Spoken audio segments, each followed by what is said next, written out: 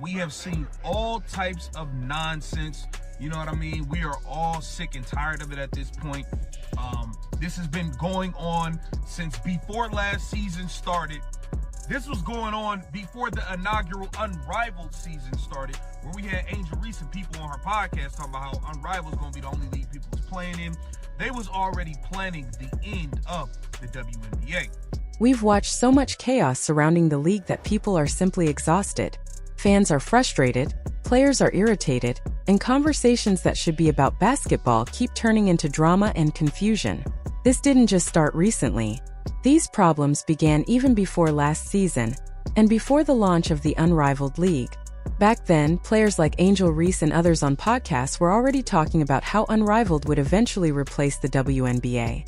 They were saying it would become the only league that truly mattered.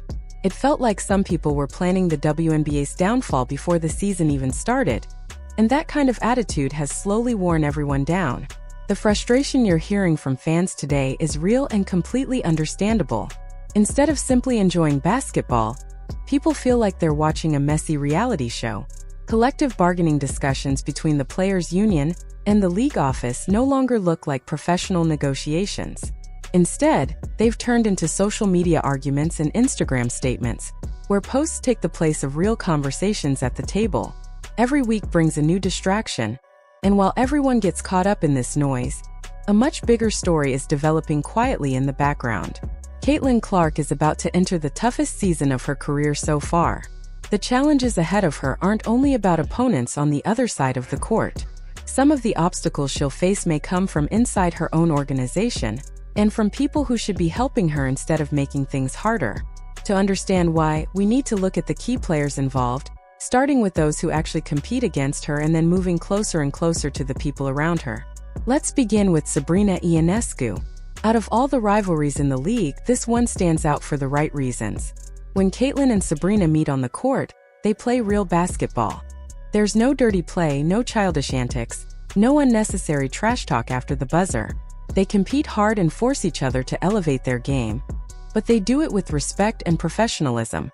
Their matchups last season drew huge audiences, including one game that reached nearly 2 million viewers, one of the highest ratings outside of the playoffs. What makes their rivalry special is that it represents what the WNBA should be. These games aren't built on controversy or fights. Instead, they showcase skill, strategy, and intensity. Sabrina pushes Caitlin defensively, and Caitlin does the same in return. Neither backs down. Their competition feels real because both players want to win, not just trend online. That's the standard the league should strive for. Unfortunately, not every challenge Caitlin faces looks like that. Next comes Jackie Young, and this matchup brings a completely different type of difficulty. Jackie isn't just strong offensively. She's one of the most complete two-way players in the league.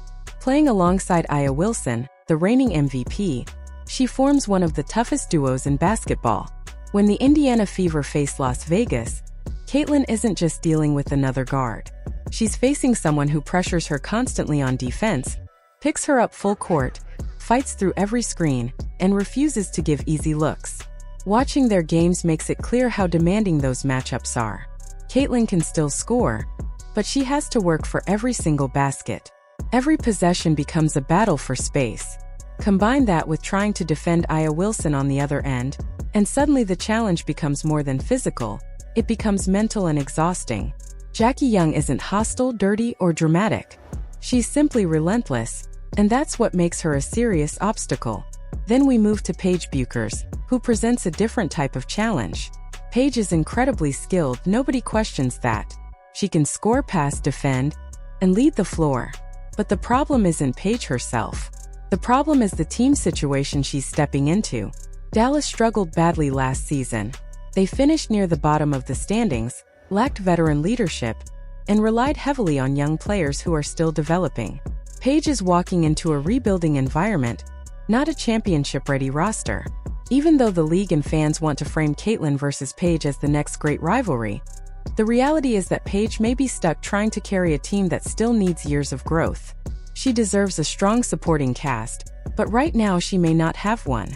that turns what should be a competitive duel into a situation where one star is attempting to survive instead of truly battling on equal footing. From there, we move even closer to Caitlyn's world, and this is where things begin to feel tense. One of her biggest obstacles may come from inside her own backcourt. Kelsey Mitchell. Kelsey is a talented scorer and has carried Indiana for years. She can break down defenses, create her own shot, and rack up points quickly. But there's a real question about fit now that Caitlyn is the team's central playmaker. Before Caitlyn arrived, Indiana's offense revolved around isolation play. Lots of dribbling, pull-up jumpers, and possessions that stalled out. When Caitlyn joined the team, the offense changed dramatically. Ball movement improved, teammates got cleaner looks, and scoring efficiency went up. Caitlyn's passing opened opportunities for everyone, including Kelsey. But at the same time, players who were once the focal point sometimes struggle to adjust when the spotlight shifts. Kelsey recently signed a max contract and still views herself as the franchise cornerstone. Public comments from the coaching staff suggested the offense might continue to run through her instead of adapting to Caitlyn's strengths. That created confusion and tension before the season even started. If Kelsey chooses to keep playing the same style as before, it could slow down the offense and create friction on the court. Instead of maximizing both players, Indiana risks letting ego and role confusion get in the way of team success. And that leads to the final, and perhaps biggest challenge of all. Head coach Stephanie White. Coaching is supposed to help players thrive. A good coach recognizes talent, builds systems around it, and elevates the entire team. But last season, many decisions made by Stephanie White raised serious concerns. She came in with a slow, rigid half-court style that didn't match the strengths of the roster.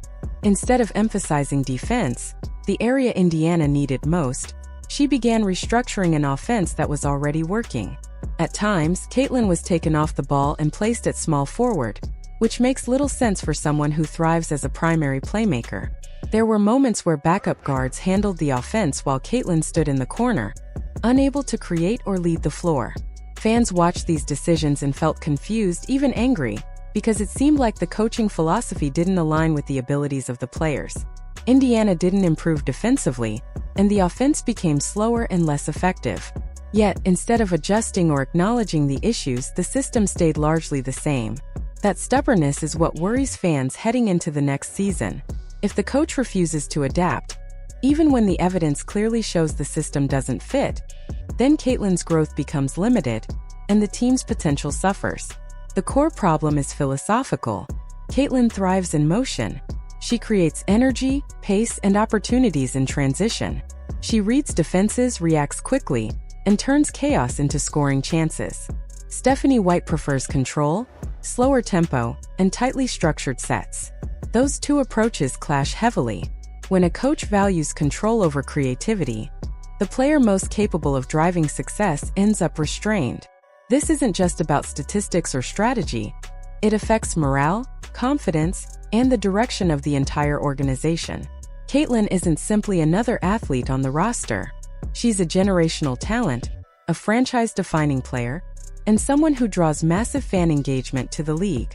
Limiting her impact doesn't just weaken the fever, it hurts the sport as a whole. The most painful part is that fans want to see Caitlyn fully unleashed. They want to watch her play the way she did in college. Fearless, dynamic, constantly pushing the game forward. They want to see Indiana rise with her. Instead, they fear another season of slow, restrictive basketball where her abilities are overshadowed by questionable coaching choices. So when people talk about Caitlyn Clark's biggest challenges this season, they're not only talking about defenders, rival guards, or hostile arenas. They're talking about decisions made on the sideline. They're talking about whether her team will support her growth or hold her back. Until that question is answered, the biggest opponent she may face isn't wearing a different jersey. It may be standing on her own bench,